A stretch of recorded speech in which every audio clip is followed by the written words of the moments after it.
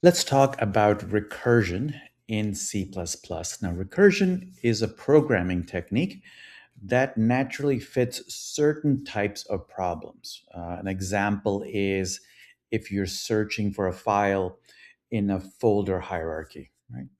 Now, to implement recursion, we define recursive functions, and recursive functions are functions that call themselves.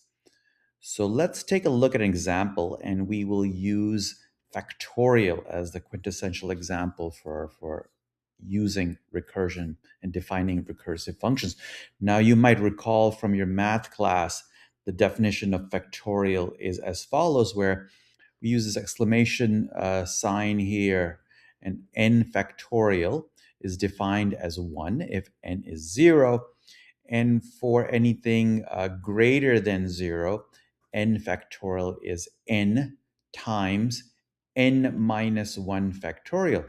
Now, the interesting thing here is that we're using uh, factorial to define factorial itself. So there's a recursive nature here.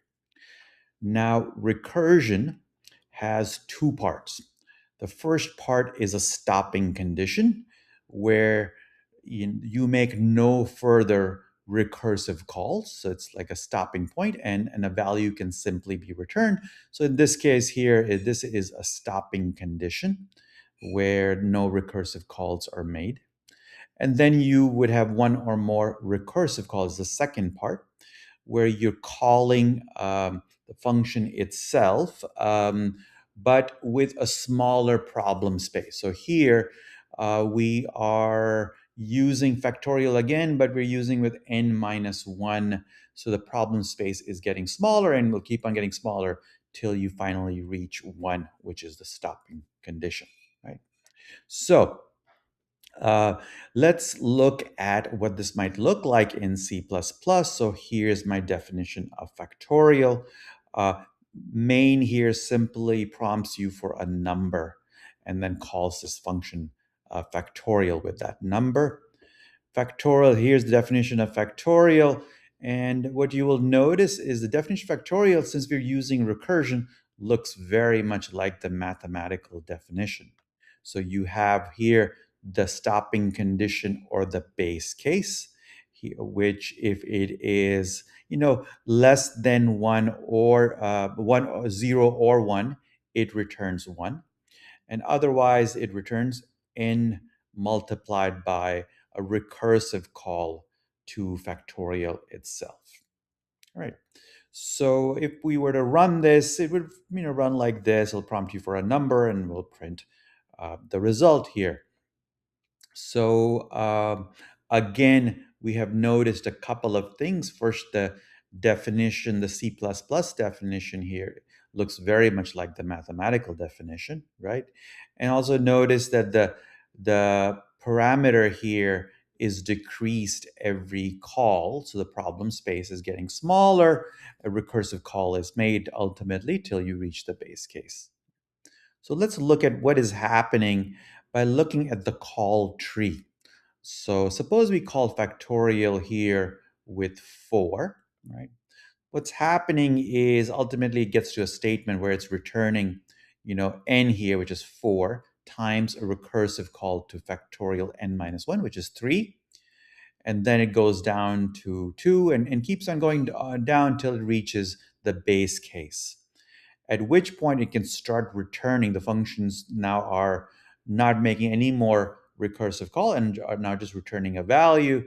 So then you start popping back up as things are returned here. 1 is returned, and 2 and 6, till you get to this point where 24 is returned, and that's a value of factorial. Now let's take a look at what would happen if we remove the stopping condition or the base case, right? So suppose we did not have that and we just simply made the recursive call. What would happen? Now, if you look at this tree, what you will see is if you have no stopping condition, nothing is being returned, it will delve into the negative territory and will become negative and it'll go on and on. And this would be called infinite recursion. You might have heard of infinite loop. This is infinite recursion. Now, suppose we did that and ran it, what would you see? what you would see is not just, just you waiting at the terminal. You would actually see an error message, and the error message would look something like this: is process exited because of resource limitations. Now, why is it giving us that? And the reason is how function calls are handled by the compiler and the system. Whenever you make a function call, it creates an activation record in an area of memory called the stack. You recall we talked about the heap memory, which is used for dynamic memory allocation. This is stack memory, a different area of memory that is used for function calls and static memory allocation. So here we make a call to factorial 4, and it creates an activation record, puts a local copy of n in there, and which then makes a recursive call to factorial 3. So another activation record is created and popped and pushed onto the stack. And so on it goes. You get an activation record for 2, and keep going on till you reach 0, which is a base case or a stopping condition. And so then you start returning. And when you start returning, the system will start popping things from the stack and removing things from the top of the stack till you finally reach the end, right? So that is what it means. Resource limitation. If you have inversion, the stack will keep growing, and the system will detect that and will stop you. Um, Another great example of using recursion is the Fibonacci series. Fibonacci is a math series that you might know from your math class. Leonardo Fibonacci was a mathematician in medieval times, and he originally used it to model growth of rabbit populations.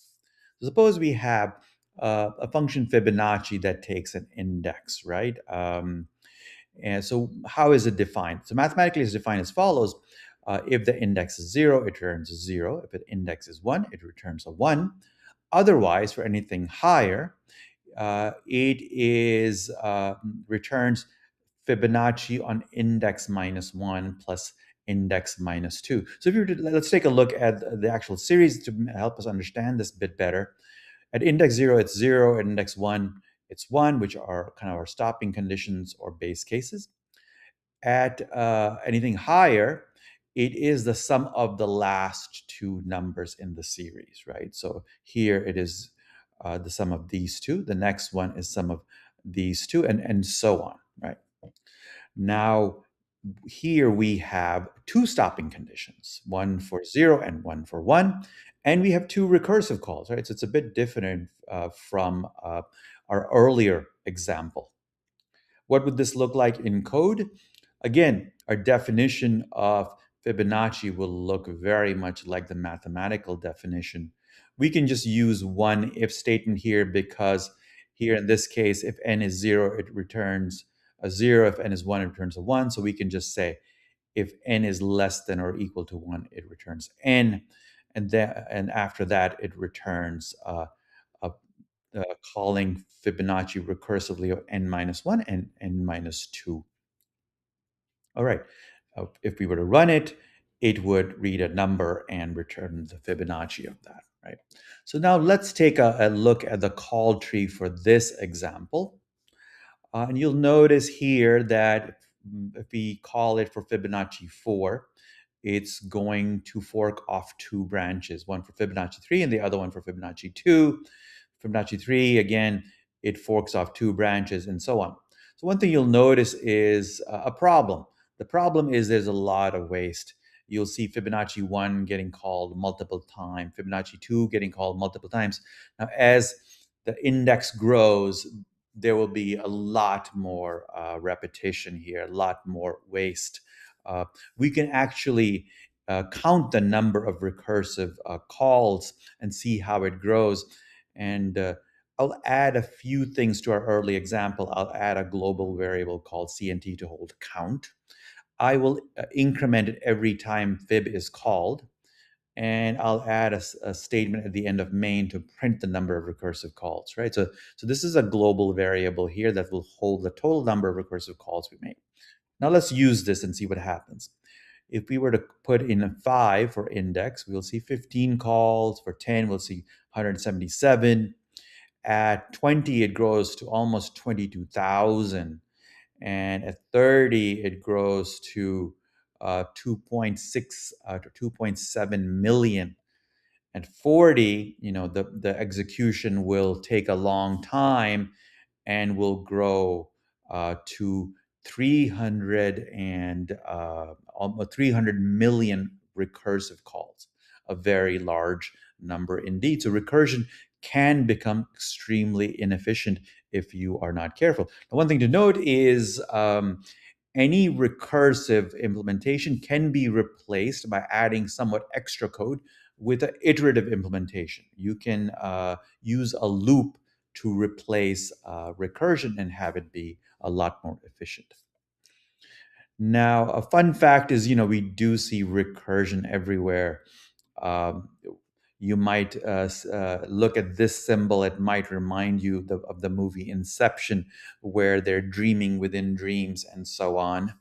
There is a famous image on top of a Dutch Coca can or box where there is a woman holding a tray with a box which has the same image as the woman holding a tray and so on and recursively, and this is sometimes is known as the Drost effect, named after the Coca brand in Dutch Coca brand. You also see that sometimes in posters. Here's one of a lady looking at an image, which is the image itself, and so on, right? And I've included here a Google image search of such images, and you find some very interesting images online. Now let's stop by talking about some common features that all recursive functions have, right? There's typically an if else or a switch statement, which calls different cases. And one of the cases has to be one or more stopping conditions, right? And the other cases are, again, one or more recursive call that make a call, but with a smaller problem space. Right? Some functions and some problems are more naturally represented using recursion, but you have to be, of course, be careful with the implementation and the efficiency.